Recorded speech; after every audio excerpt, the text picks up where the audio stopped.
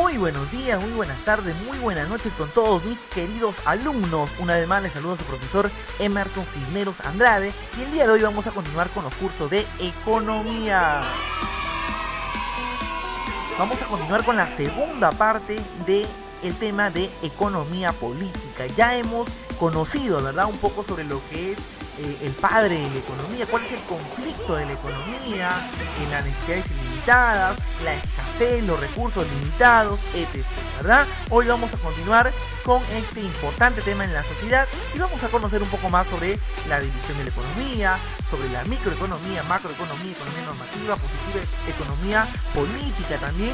Así que vamos a ver, vamos a empezar de esta forma.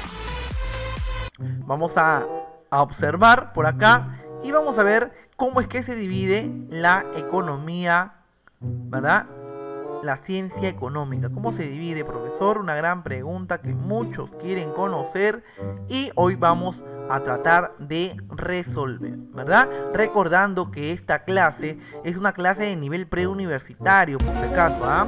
Así que vamos a aprovechar la información que saliendo del colegio, esta información te va a servir, ¿eh? Así que pon mucha atención. A ver, muy bien, una vez más entonces, ¿cómo es que se divide la ciencia económica? La ciencia económica se va a dividir ¿en qué? En economía positiva, en economía normativa. Profe, ¿cuál será más fácil de aprender primero? Vamos a ir por la más fácil, ¿verdad?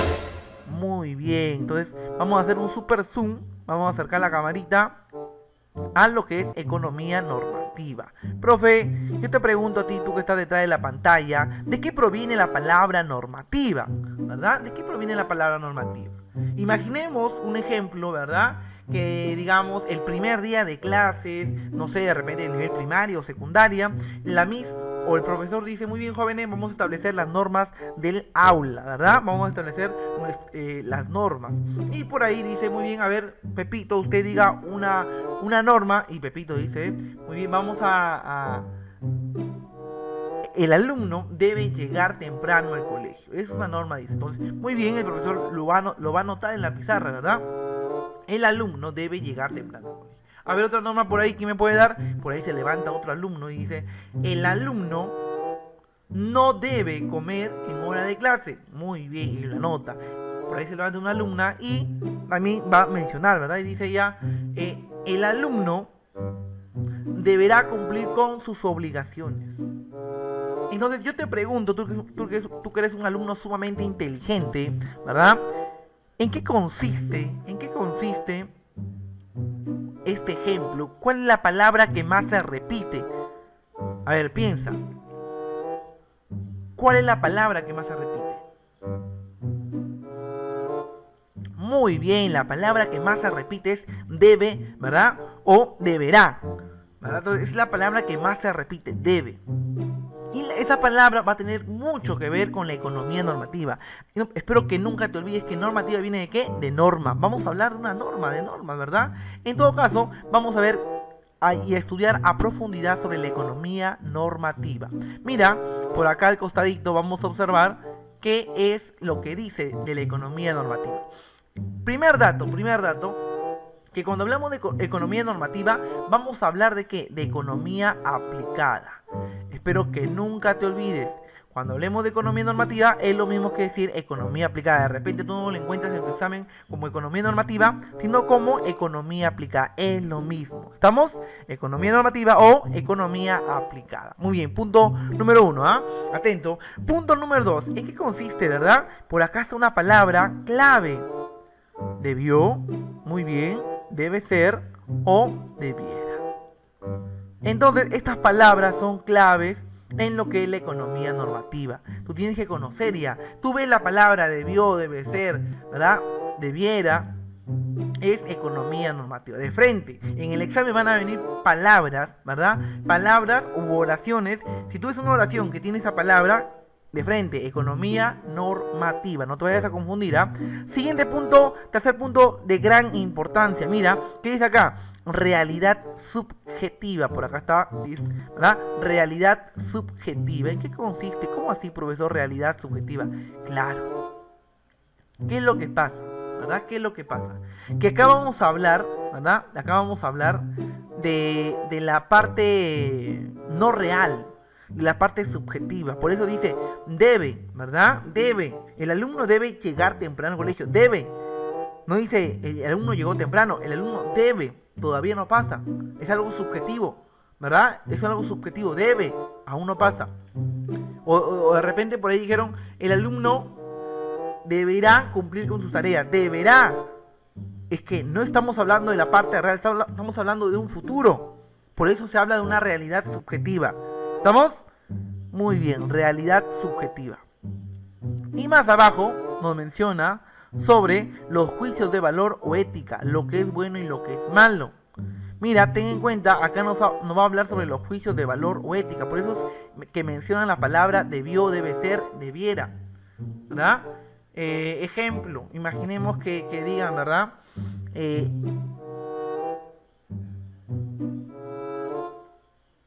El Perú debe aumentar el salario mínimo vital. El Perú debe aumentar el salario mínimo vital. Que de repente está 930 en la actualidad, debe estar de repente más adelante, no sé, 1200, el sueldo mínimo. Entonces, tú que eres un chico sumamente inteligente, te pregunto, con esta oración, ¿a qué economía pertenece? ¿La economía normativa o la economía positiva? Vamos. Una vez más te repito, el Perú debe aumentar el salario mínimo vital. Es una economía normativa, por eso hablamos de juicios de valor o ética también. Ahora, un dato muy importante que yo te quiero recalcar, y espero que nunca te olvides porque acá han caído varios, ¿verdad? En los exámenes de admisión de la UNT. Yo te pregunto, si yo digo, ¿verdad? María, ¿verdad? María. O este ejemplo creo que lo vamos a dejar para la economía positiva, ¿ya? Muy bien. A ver, entonces, continuamos. Ya hemos desarrollado la economía normativa, es también conocida como economía aplicada, ¿verdad? También las palabras clave de la economía normativa es debió, debe ser o debiera. Cuando hablemos de economía positiva, vamos a hablar de ¿qué? De una realidad subjetiva, no de una realidad concreta. Acá no hay nada concreto ni real. Acá es algo que va a pasar todavía más adelante. ¿Estamos?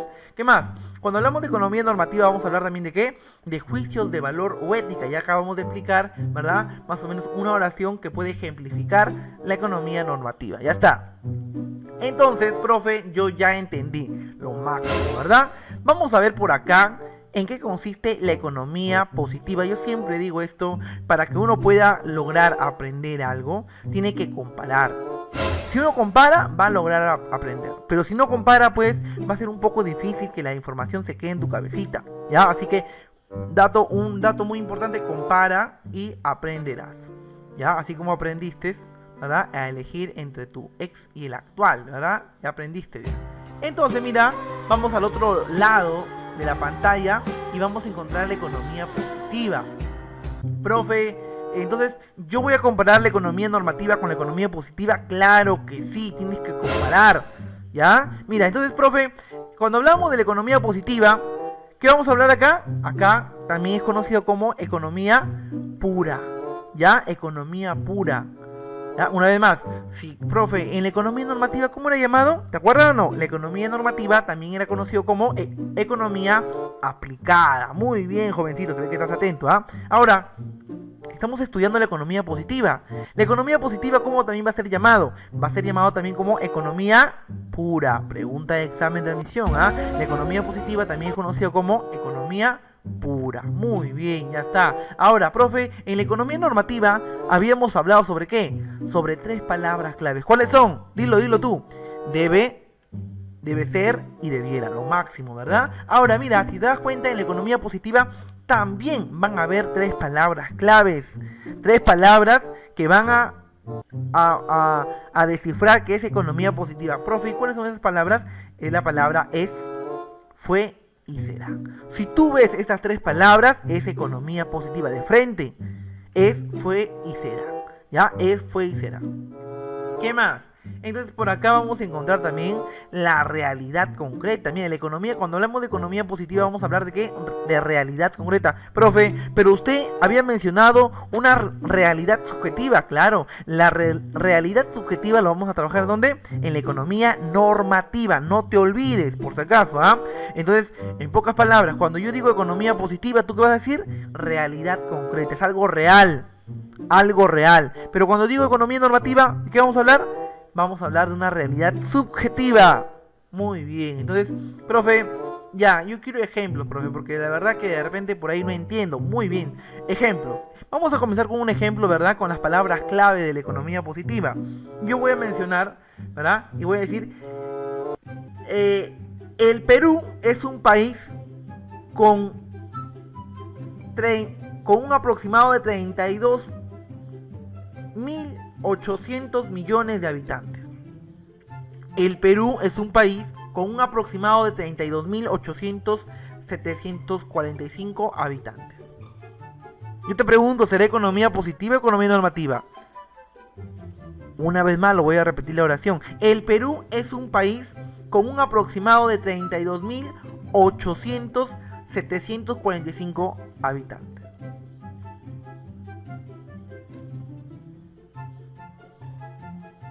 O de repente, ¿verdad? Para no confundirte, podemos colocar: el Perú es un país con un aproximado de 33 millones de habitantes. 33 millones de habitantes. Yo te pregunto, tú que estás en tu casa, tranquilo, relajado ahí,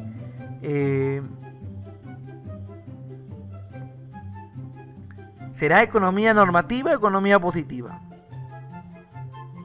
El Perú es un país con un aproximado de 33 millones de habitantes. ¿Economía positiva o economía normativa? ¿Tú qué opinas?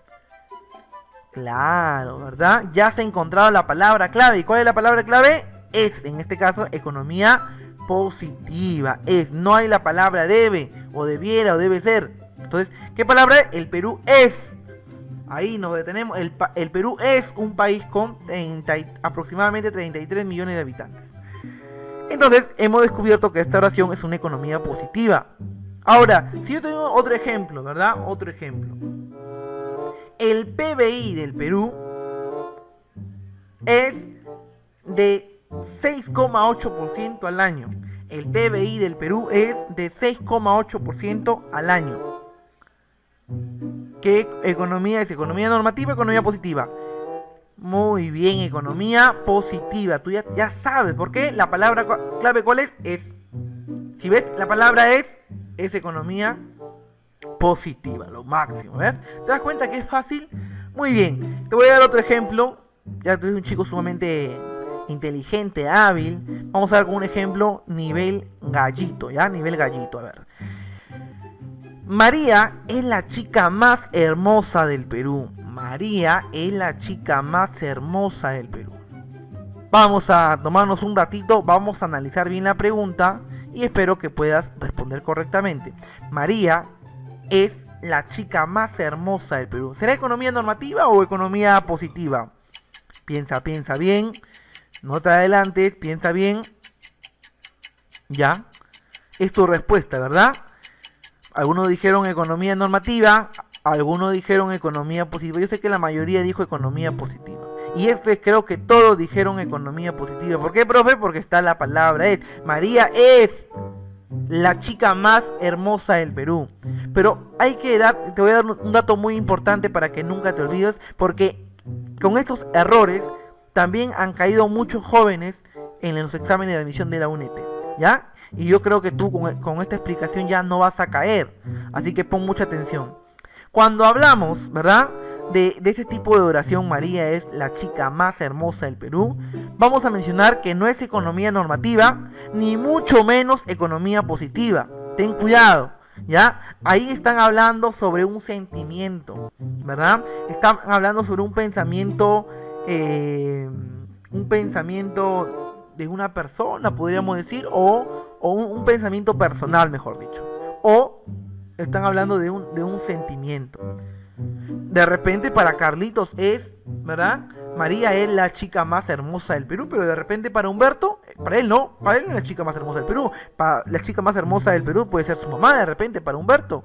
Entonces, no podemos decir que es economía positiva, ni mucho menos normativa. Así que, mucha atención, cuando hablemos de sentimientos, cuando hablemos de pensamientos personales, no hablamos de economía. Eso no es, por si acaso, ten cuidado, ¿ah? Ya está. Entonces, en pocas palabras, cuando hablemos de economía positiva tienen que ser hechos reales. Hechos reales. Yo te mencioné que el Perú es un país con un aproximado de 33 millones de habitantes. ¿Es verdad o mentira? ¿Verdad? Es un hecho real. Somos aproximadamente 33 millones de habitantes. Entonces, estamos hablando de algo real. Realidad concreta. Mira acá lo que dice acá. Realidad concreta. ¿Sí? Muy bien. Espero que se te haya quedado en la cabecita. Mira, y por último vamos a ver proposiciones, que es un tema de repente de razonamiento lógico, por ahí el razonamiento matemático también entra, proposiciones, ¿verdad? ¿En qué consiste este tipo de proposición? Acá, como ustedes ven en la pantallita, está la P y la Q, pero falta falta la proposición, ¿verdad? En este caso sería la implicación. ¿Ya? Sería la implicación. Esa sería la proposición que falta acá. P implica Q. P implica Q. Y como ustedes saben, es como una flechita, ¿verdad? Mirando a la Q. Que implica a la Q. P entonces Q. Profe, ¿cómo así? No entiendo. De repente vamos a imaginar, y espero que entiendan, ¿verdad? Mira, si decimos, ¿verdad? Si, escucha bien, ¿ah? Si el precio del pollo aumenta, entonces el pollo bajará su demanda. Profe, la verdad que no entiendo. La primera vez que me están enseñando economía yo no entiendo. Tranquilidad, ¿verdad? Porque acá vamos a explicar de forma detallada, vamos a explicar hasta que tú puedas entender. Yo sé más o menos en qué momento tú, ¿verdad? Entiendes, en qué momento no. Por eso es que yo de repente trato de hacer un poco más de ejemplos. Mira, una vez más, vamos a ir con partes. Yo quiero primero que te acuerdes que cuando hablamos de economía positiva vamos a hablar de dos términos. Vamos a hablar de proposiciones. ¿Y de qué tipo de proposición? P entonces Q. ¿Ya? O P implica Q. Acá está la P y la Q. Entonces vamos a colocar la rayita, ¿verdad? La flechita mirando a la Q. P entonces Q. Y vamos a ver el ejemplo. ¿Qué tipo de ejemplo? Vamos a decir que P va a ser una oración y Q también va a ser otra oración, pero P va a implicar en Q. Ejemplo, vamos a decir la oración. Si el precio del pollo aumenta, entonces, ¿qué va a pasar? Yo te pregunto, si el precio del pollo aumenta, si el pollo está a 5 soles el kilo y el día de mañana, por esto del COVID-19, aumenta a 15 soles el kilo, es un ejemplo por si acaso, porque yo sé que está bajo el pollo ahorita, pero de 5 soles el kilo, aumenta a 15 soles el kilo, ¿vas a comprar pollo o no vas a comprar pollo? ¿Verdad? Por lógica, no vas a poder comprar pollo. ¿Verdad? Por eso yo digo, si el precio del pollo aumenta, entonces, ¿qué va a pasar, profesor? Entonces, la cantidad demandada, ¿verdad? La cantidad demandada del pollo disminuye. ¿Ya? La cantidad demandada del pollo disminuye. Cuando yo estoy hablando de ese tipo de cositas, estamos hablando de demanda, ¿verdad? Profe, ¿qué es demanda? ¿Le vamos a poner un juicio al pollo porque ha aumentado su precio? No. Demanda, hablamos de compra, ¿verdad? Cuando hablamos de demanda, ¿hablamos de qué? De compra, ¿ya? Entonces, una vez más, si el precio del pollo aumenta, el precio del pollo aumentado de estar de 5 aumenta a 15, si el precio del pollo aumenta, entonces, ¿verdad? Entonces, la cantidad demandada, ¿en qué consiste la cantidad demandada, profesor? Si van a comprar o no lo van a comprar, la cantidad demandada del pollo va a disminuir. ¿Por qué? Porque el pollo está muy caro, pues. ¿Te das cuenta o no? Entonces, ese tipo de proposición, si el precio del pollo aumenta, entonces la cantidad demandada del pollo disminuye. Ese tipo de proposición es economía positiva. No te olvides, ese tipo de ejemplo es parte de la economía positiva. Espero que ya se te haya quedado en tu cabecita. Yo sé por ahí que hay alumnos, ¿verdad?, que están asistiendo en verano a academias y me parece excelente y de repente ya han tocado este tema, solo están un poco, ¿verdad?, aclarando dudas. Muy bien. Entonces ya explicamos en qué consiste la economía positiva, también conocida como economía pura. Las palabras clave de la economía positiva es, fue y será. Cuando hablemos de economía positiva vamos a hablar de qué? De realidad concreta. Un dato muy importante, cuando hablemos de economía positiva, ¿de qué vamos a hablar? Vamos a hablar de proposiciones. ¿Y qué tipo de proposiciones, profesor? P, entonces Q. P implica Q. Y ya te había dado el ejemplo, si el precio del pollo aumenta, entonces la cantidad demandada del pollo, ¿qué va a pasar? Disminuye. Nadie va a comprar pollo, ¿por qué? Porque el pollo está caro. Es un ejemplo, porque yo sé, ¿verdad? Ahorita que el pollo pues ha disminuido su precio. Y esto está en que regalan pollo por montón. Así que, muy bien, vamos a continuar. Entonces ya conocemos qué es economía positiva y ya conocemos qué es economía normativa. Tú eres un chico sumamente inteligente, ¿verdad? Que ya conoce en qué consiste cada término. Muy bien. Entonces, ahora, profe, ¿qué nos toca estudiar? Ahora vamos a desarrollar la economía positiva. Vamos a bajar y vamos a conocer que la economía positiva se va a dividir ¿en qué? En dos. La economía positiva se va a dividir en economía descriptiva y teoría económica. No te olvides. Pregunta de examen, pregunta de examen. ¿Ya? ¿En cómo se divide la economía positiva? La economía positiva se divide en economía descriptiva y teoría económica. Muy bien, entonces ya terminamos de estudiar la economía positiva, la economía normativa, y ahora vamos a estudiar en qué consiste la economía positiva. Mira, si te das cuenta, puede venir en el examen, mucha atención ponga. Economía positiva se va a dividir en qué? En economía descriptiva y teoría económica. De repente puede venir una pregunta de examen, ¿en cómo se divide la economía positiva? Se divide en economía descriptiva y teoría económica. O de repente puede venir en el examen cómo se divide la ciencia económica. Se divide en economía positiva y economía normativa. Tú ya sabes, tú eres un chico sumamente inteligente. Pero ahora vamos a desarrollar la economía positiva. Entonces ya sabemos que se divide en economía descriptiva y teoría económica. Profe, ¿y en qué consisten estos? Vamos a ver. Miren, vamos a poder alejar un poquito la camarita para que tú lo puedas observar de una forma sumamente fácil, ¿ya? Entonces, ¿qué nos dice acá? Acá tenemos que la economía descriptiva se encarga de describir la realidad económica. Se dedica vamos a escribir realidad, ¿verdad? Describe la realidad económica. ¿Qué más? Se dedica al levantamiento de datos. Mira, al levantamiento de datos, descripción de hechos, etc. ¿Qué más hace la economía descriptiva, profesor?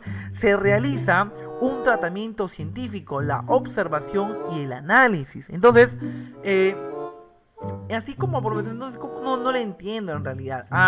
Lo vamos a explicar con un ejemplo sumamente fácil. Cuando hablamos de economía descriptiva, por acá mencionabas que se dedicaba al levantamiento de datos, a buscar datos, a recolectar datos. En pocas palabras, hace poco hubo un censo, ¿verdad? En la cual llegaron a tu casa y preguntaron sobre, de repente, cuántos familiares viven acá, cuántas mujeres, cuántos varones, si tienen carreras o no, o terminaron su secundaria, etc.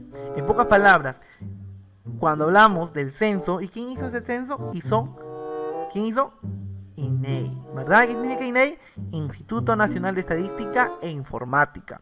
Entonces, esta entidad se encargó del levantamiento de datos, de aplicar el censo, recolectar los datos de todo el Perú, ¿verdad? A nivel nacional, y poder que, ya una vez que recolectó todos los datos, hizo su papel de la economía descriptiva, ¿verdad? Fue el que censó tu casa, observó y al final hizo un análisis. Esto, todo lo que recolectó, le va a enviar y lo va a pasar a la teoría económica. Por eso es que hay esta flechita, que la economía descriptiva va a trabajar de la mano. ¿Con qué? Con la teoría económica. Entonces, la INEI, ¿verdad? INEI va a enviar toda esa información ¿a quién? A la teoría económica. ¿Y qué va a hacer la teoría económica? La teoría económica se va a encargar ¿de qué? De la transformación de los hechos observados, de generalizar las teorías lógicas, constituyéndose en principios, leyes, teorías y modelos. En pocas palabras, una vez que la teoría económica va a recepcionar toda esta información a nivel nacional, lo va a convertir en principios, en leyes, en teorías y modelos, ¿verdad? Al final va a sacar un solo documento en el cual nos va a informar todo sobre el Perú. De eso se trata la economía descriptiva y la teoría económica. ¿Y todo esto de qué? Van a hablar de la realidad. Cuando yo hablo de recolección de datos de parte del censo, ¿verdad? INEI, entonces va a anotar cosas reales. Y al final, cuando lo va a enviar a la teoría económica y lo va a convertir en principios, leyes, teorías y modelos, va a ser algo de lo real. Por eso hablamos que la economía positiva, estamos hablando de qué? En economía positiva hablamos de una realidad concreta, ¿ya? Así que no te olvides. Ahora, profesor, yo ya sé entonces de qué consiste la economía descriptiva. En pocas palabras, la economía descriptiva se va a encargar de qué? De recolectar datos, de recolectar información. Profe, ¿pero qué? ¿De dónde va a recolectar información? De una realidad concreta. Acá está, mira, vean, realidad económica o una realidad económica concreta. ¿Estamos? Y si de repente viene en el examen, ¿cuáles son los métodos que se utiliza o los métodos científicos que se utilizan en la economía descriptiva? Es la observación y el análisis, ¿verdad? La observación y el análisis. Entonces, de eso se trata la economía descriptiva, de recolectar información, de recolectar datos, ¿verdad? Pero ¿de qué? ¿De dónde? De una realidad económica concreta, de una realidad concreta, ¿ya?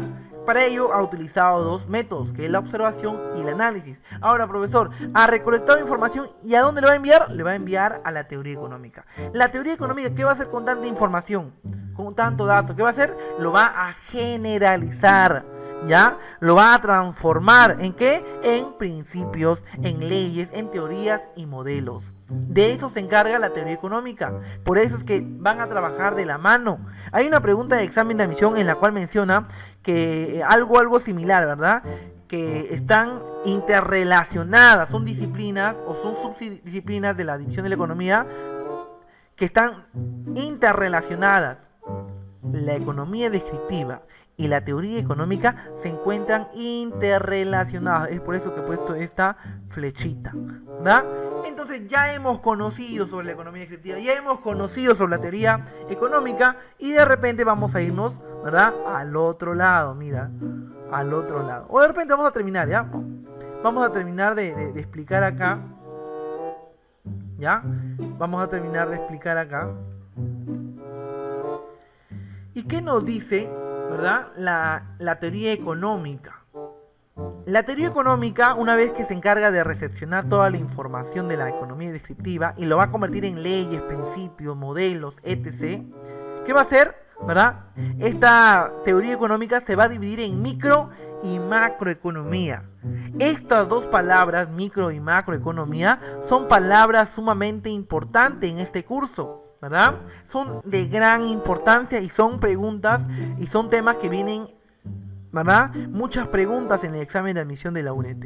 Entonces tienes que poner más atención acá, porque cuando vamos a hablar de micro y macroeconomía lo vamos a hablar más después, ¿ya? Así que no te emociones. Pero ten en cuenta que ha venido ya pregunta de examen de admisión. ¿Cómo se divide la teoría económica? La teoría económica se va a dividir en microeconomía y macroeconomía. Es otra pregunta de examen de admisión. Profe, ¿todo viene en el examen? Sí, todo está en el examen de admisión de la UNED, ¿ya? Los que tienen su banco de preguntas me van a dar, pues, digamos, van a estar de acuerdo conmigo, ¿ya? Pregunta de examen de admisión: ¿cómo se divide la teoría económica? La teoría económica se divide en microeconomía y macroeconomía. Ya está. Entonces ya hemos estudiado la economía positiva y vamos a terminar de estudiar la economía normativa. Profe, la economía normativa tan solo se va a dividir en uno, o tiene una subdisciplina. ¿Cómo se llama? Política económica, ¿ya? Y lo vamos a sacar un poquito más para que tú lo puedas ver con mucho, ¿verdad?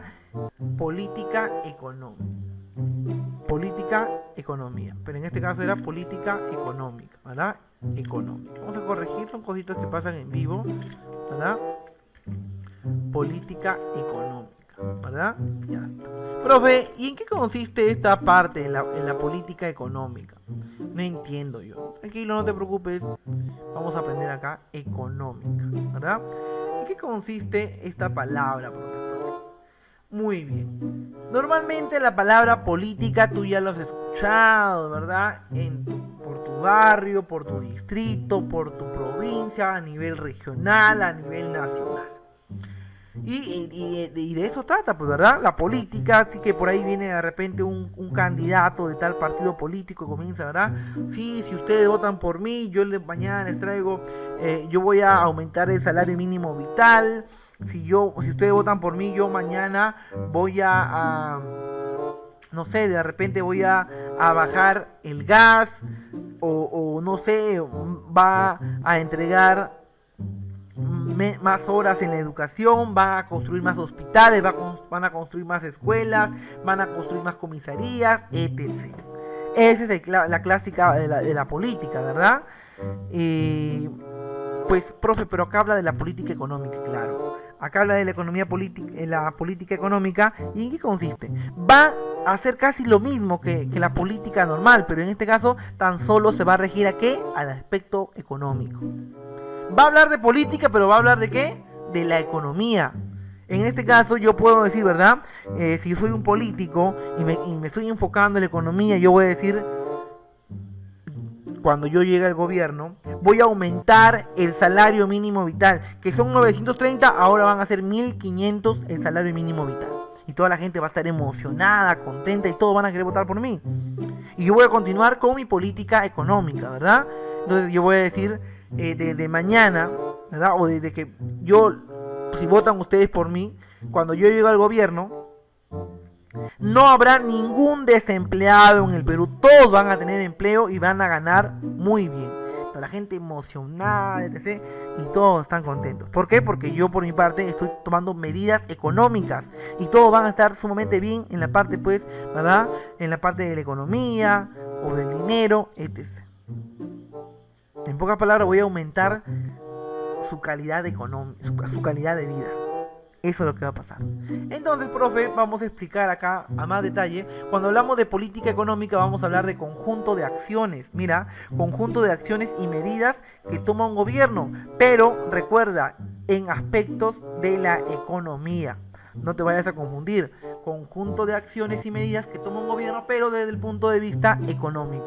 ¿Estamos? Muy bien. Ejemplo, profe. Ejemplo, como había mencionado, reducir el desempleo. Cuando yo llegue al gobierno, no ver ningún desempleado. Todos van a tener empleo.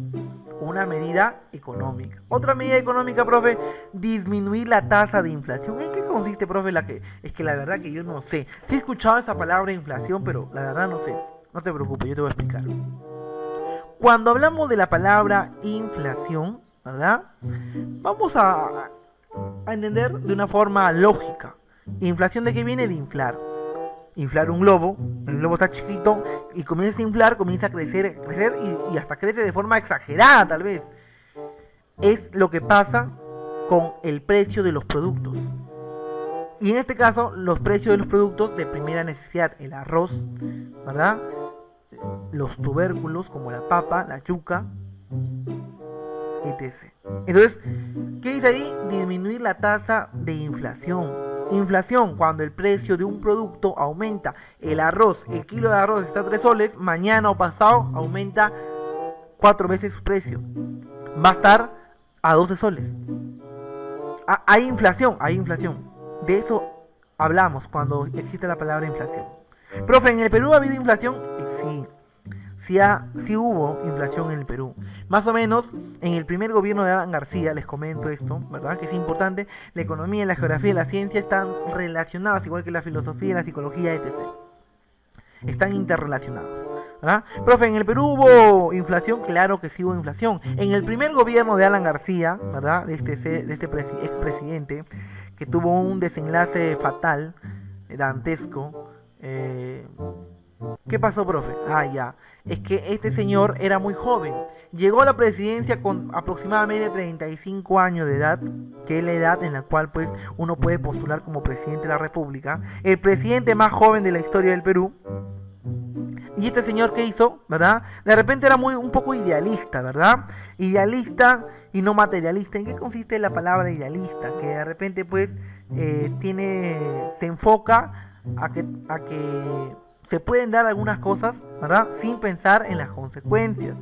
En este caso, este señor, cuando llegó a la presidencia con 35 años de edad, muy joven, de repente con casi nada de experiencia en la parte, pues, de dirigir un país, comenzó a colocar el subsidio, palabra que también los estabas escuchando actualmente. Actualmente está escuchando la palabra subsidio, ¿verdad? El presidente Vizcarra está entregando dinero, bonos, ¿verdad? Es un subsidio. Entonces, más o menos algo similar con lo que hizo Alan García en su primer gobierno. Alan García en su primer gobierno prácticamente no había crisis. Pero este señor que dijo, muy bien, desde que yo llegue al gobierno, ¿verdad?, esto va a pasar. ¿Y qué hizo? Y logró dar los subsidios. Si el kilo de arroz está a 3 soles, Alan García dijo, no, tranquilo pueblo, el gobierno va a pagar la mitad de ese kilo de arroz. Y la otra mitad del kilo de arroz lo pagas tú. En pocas palabras, la gente compraba un kilo de arroz, pero no por 3 soles, lo compraba por sol 50. Si de repente este señor, el kilo de azúcar estaba a 4 soles, y uso un ejemplo, en el tiempo de Alan García. Alan García dijo, tranquilo pueblo, que ustedes no van a pagar los 4 soles, el Estado va a pagar la mitad, y la otra mitad lo pagan ustedes por un kilo de azúcar. En pocas palabras, la gente compraba un kilo de azúcar no por 4 soles, sino por 2 soles. Y se llevaba un kilo de azúcar, ¿verdad? Eso se trataba el subsidio. De eso se trató, ¿verdad? Y la gente estaba emocionada, feliz. La gente amaba a Alan García, amaba. ¿Y por qué digo amaba? Porque al final, pues esto se descontroló, ¿verdad? Al final, ya Alan García no podía hacer esto. Y, pues, ¿verdad? Al final los precios subieron de una forma exagerada. ¿Se dio la qué cosa? Se dio la inflación, ¿verdad? Se dio la inflación. Los precios que estaban normalmente 3 soles el kilo de arroz, subió 3 veces más, 4 veces más, 12 soles el kilo de arroz. Y la gente, pues, prácticamente hasta a veces no podían ni comer ya porque estaban demasiado caros. Entonces, al final fue un desenlace, pues, feo, ¿verdad? Feo. En eso consiste la inflación, cuando aumenta el precio de un producto de forma exagerada. Y esto es que en Alan García no hubo inflación, hubo hiperinflación. Hiper significa algo más grande, exagerado. Fue exagerado, ¿por qué? Porque el kilo de arroz estaba a 12 soles. Exagerado. Muy bien, y por último, cuando hablamos de política económica, vamos a hablar, un ejemplo más, aumentar el salario mínimo vital. Algo que lo había mencionado, ¿verdad? Aumentar el salario mínimo vital. Entonces tenemos 3 ejemplos, ¿verdad?, de política económica. ¿Estamos? Ya está. Profe, y cuando hablamos de la política económica, vamos a encontrar instrumentos, ¿verdad?, que van a ayudar a manejar esta política económica. Ejemplo, vamos a encontrar a los famosos tributos, ¿verdad? A los famosos tributos. Profe, y estos tributos, ¿verdad? O de repente a la política fiscal. ¿De qué se va a encargar la política fiscal? De cobrar impuestos, ¿verdad? O tributos. De eso se va a encargar la política fiscal, de cobrar impuestos, tributos, etc. ¿Qué más? La política cambiaria, profe, ¿de qué se va a encargar? Se va a encargar del encaje. Profe, ¿qué es un encaje? Yo no conozco. Tranquilidad, para eso estoy yo, para eso es tu profe, ¿verdad? Así que vamos a explicar. Encaje, cuando hablemos de encaje vamos a hablar de bancos, ¿ya? Vamos a imaginar, espero que todo lo que yo diga, cuando digo imaginar, esté en tu cabecita, no estés pensando en el ex, ¿verdad?, o en el actual, que estará haciendo nada. Piensa en lo que yo te estoy diciendo, ¿ya? Cuando hablamos de política monetaria, vamos a hablar del famoso encaje. Profe, ¿qué es encaje? Una vez más, si yo digo encaje, en tu cabeza debe estar un banco. Puede ser el Banco de Crédito, el Banco Continental, o de repente el BCR, ¿ya? Pero vamos a elegir al BCP, ¿ya? Banco de Crédito del Perú. No es por ser el Cherry, no es por ser Cherry, ¿verdad? Pero ya. BCP, Banco de Crédito del Perú. Ya está. Profe, ¿qué va a pasar? En este Banco de Crédito del Perú habrá gente que tiene mucho dinero, va a estar muy feliz, ¿verdad? Y al tener mucho dinero, pues, va a estar muy feliz y va a guardar su dinero porque de tanto robo que hay, y va a ir al BCP y lo va a encargar, lo va a guardar su dinero. Él feliz, ¿por qué? Porque él tiene mucho dinero. ¿verdad? Él sería el acreedor, ¿verdad? El acreedor. Así se le llama a la persona que tiene mucho dinero y va a guardarlo en el banco, el acreedor. Profe, pero así como hay gente que tiene mucho dinero, también hay gente que tiene poco dinero. Que esa gente para triste prácticamente, pues, porque le falta dinero. Entonces, por ahí, ¿verdad? El banco, ¿verdad? El banco, ¿qué va a hacer? El banco va a colocar depósitos, va a colocar préstamos. Y de repente ve por ahí una persona que está triste porque le falta dinero, entonces le va a colocar depósitos o préstamos. Entonces, imaginemos que este señor que tuvo bastante dinero va a guardar 100.000 soles. Lo deposita los 100.000 soles en el BCP. El BCP ve que por ahí hay una persona que está triste porque le van a embargar la casa y necesita, ¿verdad? Dinero, bastante dinero. El BCP dice, viene a hacer la consulta al señor triste y pues le dice el BCP que le puede dar un préstamo de 90.000 soles. Entonces, esta persona que está triste, que le falta dinero, se llama deudor, ¿ya? Entonces, este deudor va a hacer este préstamo, le va a hacer el préstamo al BCP y va a recibir del BCP 90.000 soles, porque es lo que puede prestar el BCP. Profe, ¿y por qué no prestó 100.000? Porque él ha tenido 100.000. Claro, ahí está. ¿Cuánto se guardó? Se guardó 10.000 el banco. Eso se llama encaje. Cuando el banco va a guardar de todo el préstamo que le han dado un poquito. Ese poquito más o menos se aproxima a un 10% y vendría a ser el encaje legal o también conocido como encaje. Profe, ¿por qué guarda dinero? En caso de crisis económica, en caso de que de repente pues se exista una caída económica o una crisis económica, entonces se va a poder recuperar el banco con este encaje, con este guardado de él. ¿Sí me entiende? En pocas palabras, cuando hablamos de encaje vamos a hablar que el banco va a guardar el 10% de los préstamos que tiene. Profe, ¿y lo guarda en su propio banco? Lo puede guardar en su propio banco o lo puede enviar al BCR. ¿Al BCR? ¿Qué significa BCR? Banco Central de Reserva y la P del Perú. Lo va a guardar ahí o lo va a encargar también. ¿Ya? Lo puede guardar en su banco o en el BCR. Y ya está, es el encaje. Facilito, ¿te das cuenta? Entonces, por acá tenemos la política cambiaria. ¿Y en qué consiste la política cambiaria, profe? No sé. ¿En qué consiste? Por acá se movió la imagen, pero no hay problema. ¿En qué consiste la política cambiaria, profe? Ya está. Mira, la política cambiaria, su propia palabra lo dice, ¿verdad? Cambio, tipo de cambio. En este caso, el cambio, ¿verdad? De las divisas, el cambio, ¿verdad? Del dólar, etc. Tipo de cambio. Profe, usted por acá mencionó instrumentos, política fiscal, los tributos. Estos tributos, ¿verdad? O impuestos, también van a ser guiados ¿por quién? Por el MEF. Profe, ¿qué es el MEF? Anótalo por si acaso, porque viene en el examen de admisión y puede venir en tu examen. MEF significa Ministerio de Economía y Finanzas. ¿Estamos? MEF significa Ministerio de Economía y Finanzas. ¿Cómo puede venir en el examen, profe? Ejemplo, ¿de qué se encarga la política fiscal? La política fiscal se encarga de los impuestos y tributos.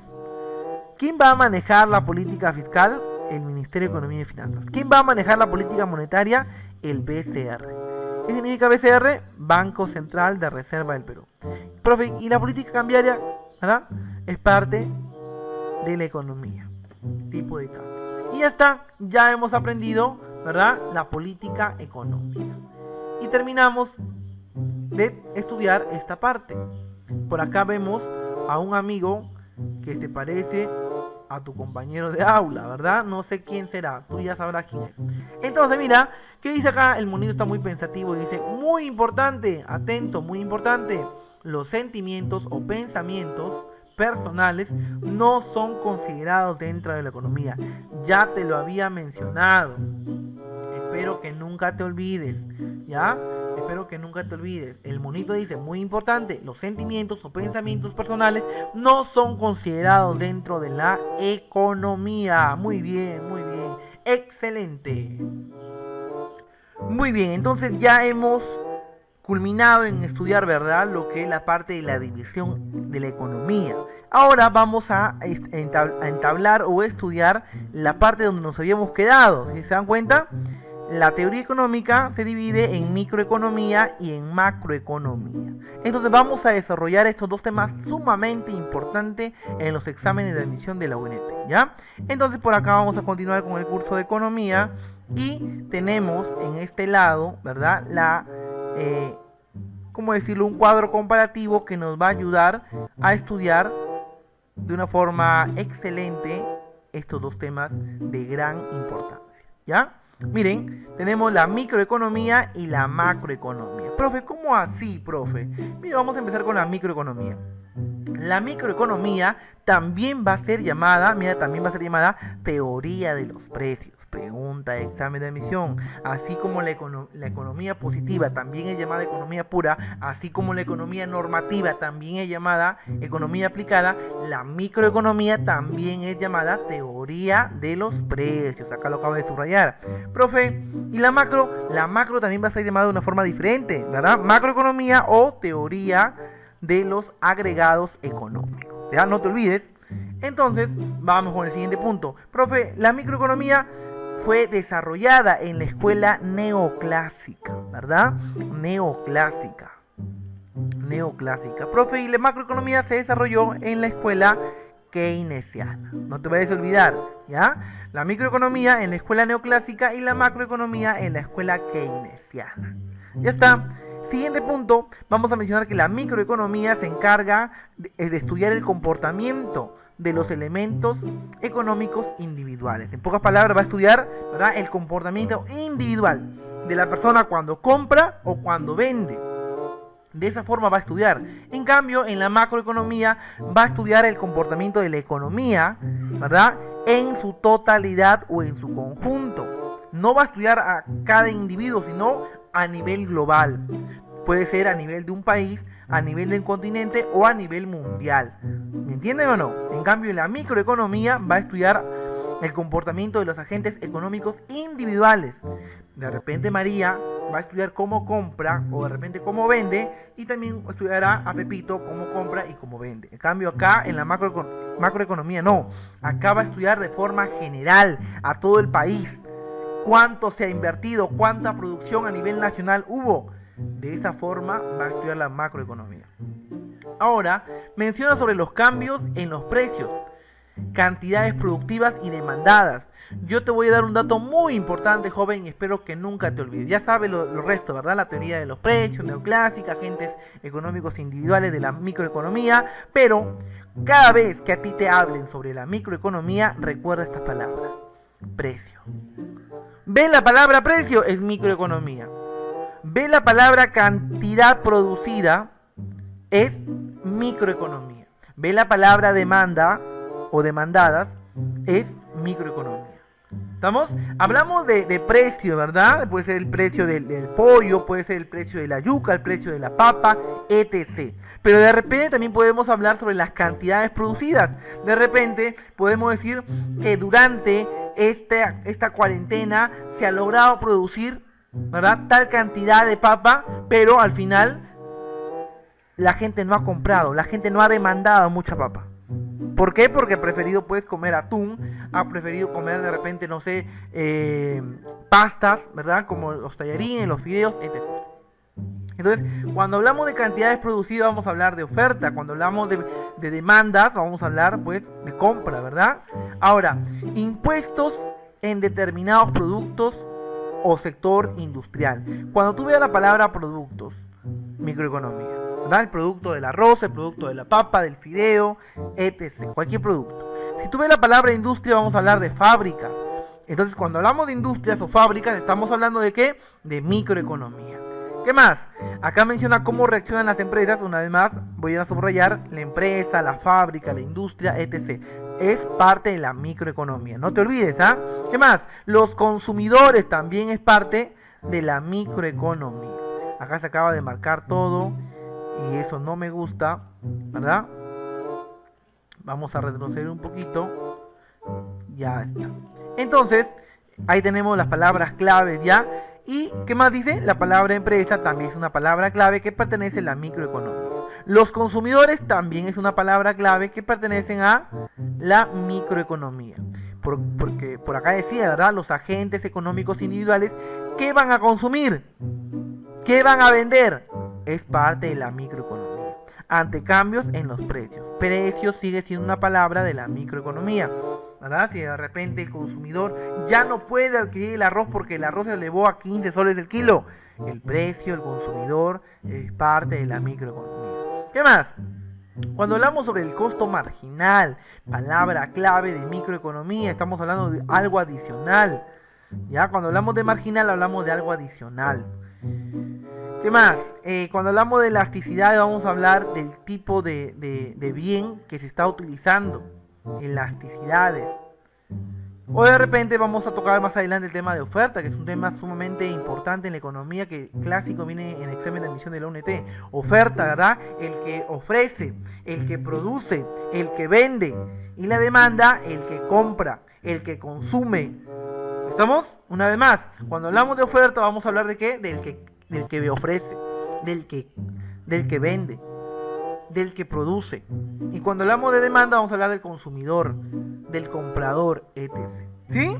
Oferta produce y la demanda compra.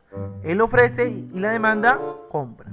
También vamos a hablar de mercado, ¿verdad? De repente el mercado de arroz, el mercado de fideos, el mercado de azúcar, etc. Vamos a hablar también sobre los costos de la empresa de PepsiCo. Es un ejemplo, pero la palabra principal es empresa. Y una vez más, el precio de cualquier producto. ¿Habla de qué? De microeconomía. En este caso vamos a subrayar la palabra precio.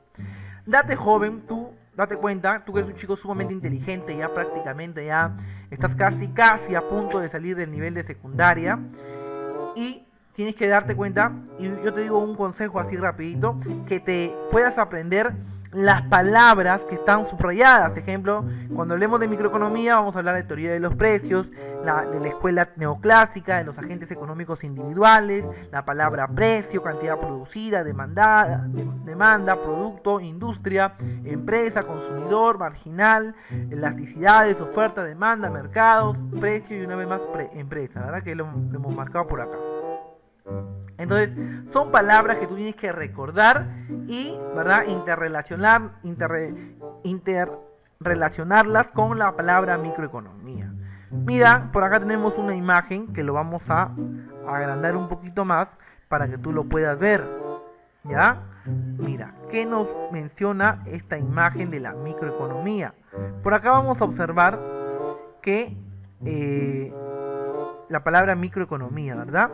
Por acá vemos el precio, mira, el dinero. Por acá vemos otro símbolo de dinero, el precio. Y de repente podemos también observar, ¿verdad? El individuo, mira, está estudiando el individuo que se ha ido de shopping, ¿verdad? A comprar. Se va, o de repente está vendiendo. Entonces acá está el individuo. Por acá podemos ver la empresa, que habíamos dado un dato sumamente, ¿verdad?, hace poco en lo que es microeconomía. Cuando hablemos de empresa vamos a hablar de microeconomía. Cuando hablemos de individuo vamos a hablar de microeconomía. Cuando hablemos de dinero o precio, ¿verdad? Dinero o precio, vamos a hablar de microeconomía. De individuos o inversores, ¿verdad? El que invierte, el que produce, hablamos de microeconomía. Empresa, una fábrica, etc. Mercado, ¿verdad? De repente por acá está el mercado de arroz, el mercado de papas, el mercado de fideos, diferentes tipos de mercados. Por acá vamos a encontrar los trabajadores que están ofreciendo su servicio, ¿verdad? Producen algo los trabajadores. Y por acá de repente tenemos las familias. Hablamos de individuos o familias. ¿Por qué? Porque las familias también compran, ¿verdad? Las familias también están inmersos dentro de esto. Van y preguntan el precio de la pelota y lo compran la pelota. Entonces, las familias, individuos son parte de ¿qué? De la microeconomía. ¿Ya? Espero que con estas imágenes tú puedas entender la microeconomía. Ahora vamos a irnos al otro lado, a lo que es la macroeconomía. Profe, ¿en qué consiste la macroeconomía? Un tema de gran importancia, jovencito. Sí, es de gran importancia. Vamos a ver en qué consiste la macroeconomía. Mira, si te das cuenta, también vamos a llamarlo a la macroeconomía como teoría de los agregados, como ya habíamos dicho, que se desarrolló la macroeconomía en la escuela keynesiana y que su comportamiento va a ser estudiado teniendo en cuenta la economía en su totalidad o en su conjunto. Se va a estudiar a la economía de forma global o total, ¿ya? Nada que por individuo, total. Y por acá de repente podemos subrayar las palabras claves de la macroeconomía. Ejemplo, fenómenos globales. Es una palabra clave. Otra palabra clave, ingreso nacional. ¿Te das cuenta? Hay un ingreso, pero no es un ingreso de una familia o un individuo. Va a ser un ingreso a nivel nacional. Ahí vamos a hablar, ¿qué? De un fenómeno global o un fenómeno en su totalidad o en su conjunto, que va a ser estudiado ¿por qué? Por la macroeconomía, ¿ya? También vamos a mencionar lo que es la tasa de inflación. Cuando hablamos de inflación, hablamos que durante los años, ¿verdad? Entre los años 80 hubo hiperinflación. No estamos hablando que hubo hiperinflación de repente en la familia de Juan Pérez. No, hubo hiperinflación a nivel nacional. Entonces, estamos hablando una vez más de un fenómeno global o en su totalidad o en su conjunto que pertenece a la macroeconomía. Ya está. Entonces, otra palabra clave de macroeconomía. También tenemos otra palabra clave que es el desempleo. ¿Ya? Podemos decir que el nivel de desempleo en el Perú es de 7.5%. En todo, a nivel nacional del Perú, hay el 7.5% que hay gente desempleada, que no tiene empleo. Cuando hablamos de desempleo, hablamos de macroeconomía. Ahora también podemos mencionar lo que es el PBI. Profe, ¿qué significa la palabra PBI? Sí he escuchado PBI, pero no sé. Cuando hablamos de PBI vamos a hablar del Producto Bruto Interno. Escucha bien, Producto Bruto Interno, ¿ya? Producto Bruto Interno. ¿En qué consiste esto? Vamos a mencionar que va a ser un ingreso, ¿verdad? Va a ser un ingreso al Estado desde el punto de vista de un sector. Ejemplo, en la minería, ¿verdad? Va a ingresar dinero de parte de la minería, va a ser el PBI. Y hoy en día sabemos que el PBI más que ha tenido más ingresos en el Perú es el de la minería, ¿verdad? Si no me equivoco, algo de 6 puntos y tanto que ingresa de dinero de parte de la minería. Es el que más viene aportando. Entonces, eso significa Producto Bruto Interno, ¿verdad? El PBI. Ahora también podemos estudiar otra palabra clave, el tipo de cambio. También, cuando hablamos tipo de cambio, vamos a hablar sobre la macroeconomía. La balanza de pagos también. El crecimiento económico, ¿verdad? El crecimiento económico. Podemos también mencionar un ejemplo de la actualidad. Somos, ¿verdad? A nivel de Sudamérica, somos el cuarto país, ¿verdad? Que está emergiendo en lo que es la parte económica. Somos el cuarto país a nivel de Sudamérica. Entonces hay un crecimiento económico, ¿verdad? ¿Qué más? Las finanzas públicas. Están los impuestos recaudados por el gobierno. Hablamos de impuestos recaudados por el gobierno. También hablamos del gasto público. Y por acá hay palabras claves como recesión. Profe, ¿en qué consiste la palabra recesión? Ya, muy bien. Ejemplo, miren jóvenes, acá. Ya vamos a explicar con un pequeño dibujito. Si se dan cuenta, acá hay una flechita, ¿verdad? Que está subiendo. Imaginemos que es esta flechita que está subiendo. Pero esta flechita puede ser el petróleo, ¿verdad? El petróleo, que un ejemplo de la actualidad, que hace más de 5 meses ha estado sumamente bien, ¿verdad? Su línea de la economía. Subía, pero se chocó con el COVID-19, el coronavirus, cuarentena a nivel mundial. Ya nadie utiliza petróleo. Esa brecha, ¿verdad? Del petróleo va a caer. En lugar de que siga subiendo, va a caer. Al caer, eso se llama recesión. Cuando cae, acá hay otro ejemplo, mira, cuando cae se llama recesión, profe. Y cuando se levanta la curva, imaginemos que ya termina la cuarentena y todos salen de nuevo con sus coches, ¿verdad? Con sus carros y utilizan petróleo, utilizan componentes del petróleo como gasolina, gas. Ya, entonces va a comenzar a subir de nuevo el petróleo y eso se llama expansión, ¿ya? La recesión cuando baja y la expansión cuando sube. Vamos a hablar ahí sobre la brecha fiscal, etc. También por último, factores que determinan la producción a nivel nacional. Cuidado, hablo sobre producción, pero producción a nivel nacional.